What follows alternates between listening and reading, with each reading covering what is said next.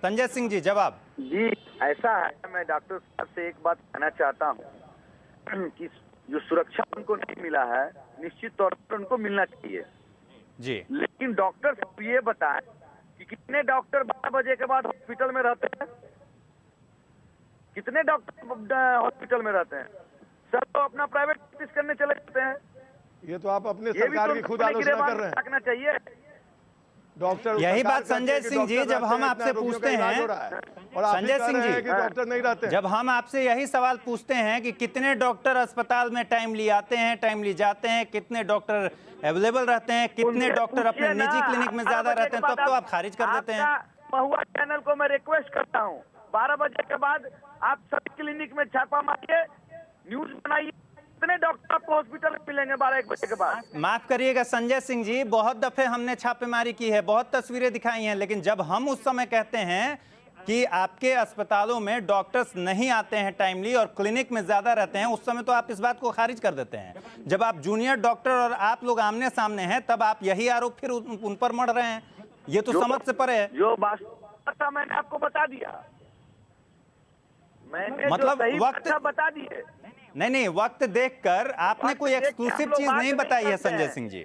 संजय सिंह जी, व्यवस्था की खामियों से हम भली भांति परिचित हैं, हमने कई तस्वीरें दिखाई हैं। क्या भली भांति से परिचित? बिल्कुल मालूम होगा, बिल्कुल मालूम है। सारा सुविधा इनको मिल जाए।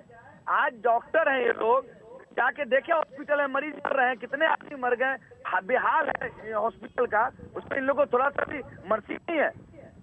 हम आपकी बात से बिल्कुल सहमत हैं संजय सिंह जी। एक छोटा सा सवाल है हमारा, एक छोटा सा सवाल है संजय जी, सुन लीजिए कि जब हम पहले तस्वीरें दिखाते थे, जिस वक्त हड़ताल नहीं चल रहा था, उस समय जब हम तस्वीरें दिखाकर आप लोगों से पूछते थे कि अस्पतालों में प्रॉपर इलाज नहीं होता, डॉक्टर आनाकानी करते हैं और निजी क्लिनिक में ज्यादा रहते हैं, तब तो आप ये बात मानने को तैयार नहीं होते थे। तब आप बड़ी बड़ी सफाई दिया करते थे आप लोग, और अब आप उसी का आरोप डॉक्टरों पर मढ़ रहे हैं। ये बात नहीं समझ में आ रही है। मैं तो आपने अगर दिखाया है तो मैं आपको धन्यवाद देता हूँ कि आपने वो जो कमजोरी था, जो अंदर में जो कमजोरी था कि प्रैक्टिस नहीं करते हैं, हॉस्पिटल से प्रैक्टिस करने चले जाते हैं, तो मैं धन्यवाद देता हूँ कि आपने दिखाया टीवी पे, महुआ चैनल में आपने दिखाया।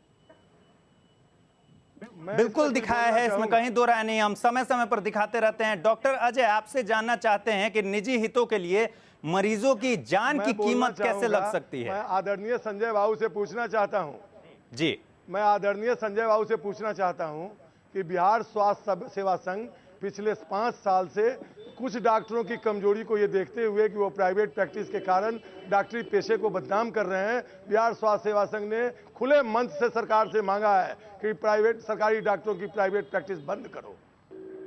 फिर सरकार क्यों पीछे हट रही है? जरा हमको सरकार की तरफ के प्रवक्ता बतावे कि सरकार क्यों। हम लोग ने मुख्यमंत्री जी को लिख के दिया, हम लोग ने स्वास्थ्य मंत्री जी को लिख कर दिया, तो फिर ये सरकार क्यों भाग रही है? अगर सरकार क्यों भाग रही है संजय सिंह जी? तो उनके प्राइवेट प्रैक्टिस पर बंदी लागू करो, सख्त संजय सिंह जी, जो भी कार्रवाई करनी है करो, भाषा तुम्हारे साथ देगा।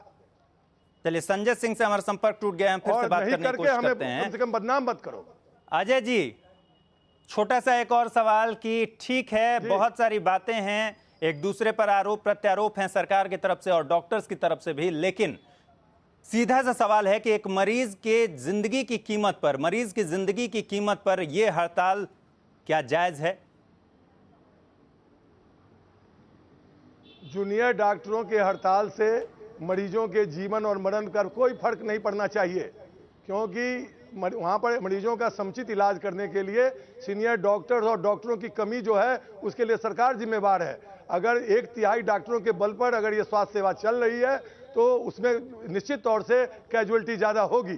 और ऐसी भी बात नहीं है कि बिहार में डॉक्टरों की कमी है। 1000 डॉक्टर हर साल यहाँ पर जो है वो रजिस्ट्रेशन कराते हैं अपना। और मैं आपको बता दूं कि पिछले 10 साल में 20 साल में 800 से ज़्यादा डॉक्टर भी बिहार की स्वास्थ्य सेवा में नहीं आए हैं और न रिक्रूटमेंट हुआ है, और उससे ज़्यादा रिटायर हो चुके हैं। ये छोटा, ये थ्रेड लाइन पर ये जो काम कर रहे हैं, बिल्कुल पतली रेखा पर जो काम हो रहा है, निश्चित तौर से इसका प्रभाव होगा ही। जहाँ तक ये जूनियर डॉक्टरों का मामला है, मैं आज भी कहता हूँ, कल सरकार बैठे, जूनियर डॉक्टरों को बुलावे, भाषा को बुलावे, IMA को बुलावे, कल ये मामला सेटल हो जाएगा। लेकिन सरकार ने क्या ऐसा कोई प्रयत्न किया है?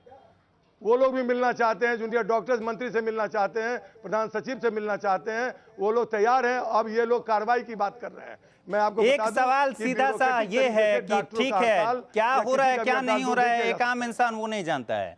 एक मरीज जो मर रहा है उसके परिजन कहां जाएं, किससे मिलें, किससे गुहार लगाएं, क्या करें?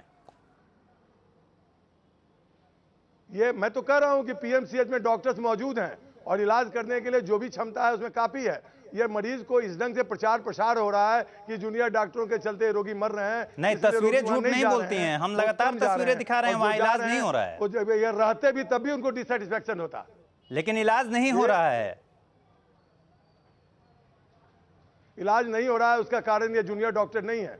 इलाज नहीं हो रहा है उसका कारण निश्चित तौर से पीएमसीएच की स्वास्थ्य व्यवस्था है या वहां डॉक्टरों की कमी है। अभी तो 100 से ज्यादा डॉक्टर वहां बाहर से भी ला दिए गए हैं, फिर इलाज क्यों नहीं हो रहा है? ये एक ढंग का ये चलिए, उम्मीद करते हैं कि आपकी जो बातें हैं सरकार के नुमाइंदे सुन रहे होंगे अगर, तो फिर इस बात पर जरूर विचार करेंगे कि कुछ मांगे जो जायज हैं उन पर विचार होना चाहिए। दूसरी तरफ एक बात अब तक नहीं समझ में आ रही है कि अश्वनी चौबे जी बहुत संजीदा तो नहीं दिख रहे हैं, कभी कभी गुस्साते हैं और बोलते हैं कार्रवाई करेंगे, लेकिन कार्रवाई भी नहीं होती है, ना कोई बीच का रास्ता अख्तियार होता है, ना कोई बातचीत होती है। सवाल यह है कि आखिर सरकार और जूनियर डॉक्टर चाहते क्या हैं? सामने मरीजों की मौत हो रही है और मौत के आंकड़े बढ़ रहे हैं, इसमें कहीं दो राय नहीं है, फिर भी यह हड़ताल खत्म होने का नाम नहीं ले रही है। ये बहुत आश्चर्यजनक भी है और दुर्भाग्यपूर्ण है। सरकार को और जूनियर डॉक्टर्स को सोचना चाहिए कि एक आम इंसान की जिंदगी दांव पर लगी है। फिलहाल इस खास कार्यक्रम में इतना ही। बहुत शुक्रिया अजय जी हमसे बातचीत करने के लिए। खबरें जारी हैं, देखते रहिए महुआ न्यूज।